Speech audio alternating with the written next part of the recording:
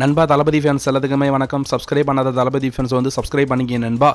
இந்த வீடியோ போடுறதுக்கு எனக்கு ஒரே சிரிப்பாக இருந்துகிட்ருக்கு. எனக்கு என்ன பண்ணுறது, இந்த வீடியோ வந்து போட்டு தான் ஆகணும். இந்த வீடியோ வந்து ஃபுல்லாக பாருங்கள், உங்களுக்கும் வந்து கண்டிப்பாக சிரிப்பாக வரும். வேறு மாதிரி வந்து சிரிப்பு காமிச்சிருக்காங்க திமுக சைட்லேருந்து வந்து.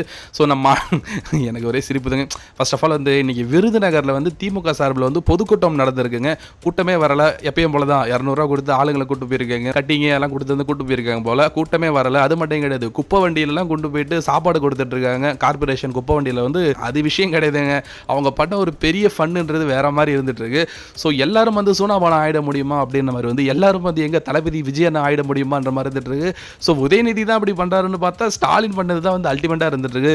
என்ன பண்ணியிருக்காங்க வந்து நான் சொல்றேன். நம்ம தளபதியோட ஒரு சிக்னேச்சர் அப்படின்றதே வந்து அந்த செல்ஃபி எடுக்கிறது தான். செல்ஃபி எடுக்கிறது வந்து இப்போ ரீசெண்டாக மட்டும் கிடையாதுங்க, அவர் ரொம்ப நாளாவே வந்து பண்ணிட்டு இருக்காரு. நெய்வேலி செல்ஃபி தான் அது ரொம்ப ஃபேமஸ். ஸோ எங்க பொதுக்கூட்டம் நடந்தாலும் சரி தான், மக்களை பார்க்க போனாலும் சரி தான், அங்கே தளபதி செல்ஃபி எடுக்கிறதுன்றது வந்து ஒரு வேற மாதிரி ஒரு சம்பவம். அதை ஃபாலோ பண்ணுறேன், அதை ரீக்ரியேட் பண்ணுறேன் அப்படின்ட்டு வந்து சந்திரமுகி படத்தில் ஜோதிகா வந்து தன்னை சந்திரமுகியாவே நினைத்தாள் அப்படின்ற மாதிரி ஒரு டயலாக் வர்றீங்களா, அந்த மாதிரி வந்து உதயநிதி வந்து தன்னை தளபதி விஜய் நினைச்சிட்டு வந்து செல்ஃபி எடுத்திருக்காரு. தளபதி இருக்கும்போது வந்து என்ன கூட்டம், வேற மாதிரி கூட்டம், அங்கே ஃபேன்ஸோட அந்த க்ரௌடு என்ன, அந்த சத்தம் என்ன, அந்த விசில் சத்தம் என்னன்றதுலாம் வந்து வேற மாதிரி இருந்துச்சு. இவர் வந்து தளபதியை வந்து ரீக்ரியேட் பண்ணுறேன் அப்படின்ட்டு வந்து ஃபன் பண்ணி விட்டுருக்காரு. பார்க்கறதுக்கு சிரிப்பாக வருது. ஒரு ஈயாடலை ஒருத்தவங்க கூட அசைய கூட கிடையாது. இவராக வந்து ஃபோன் எடுக்கிறேன், செல்ஃபி எடுக்கிறேன் அப்படின்ட்டு காமெடி பண்ணிட்டு இருக்காரு.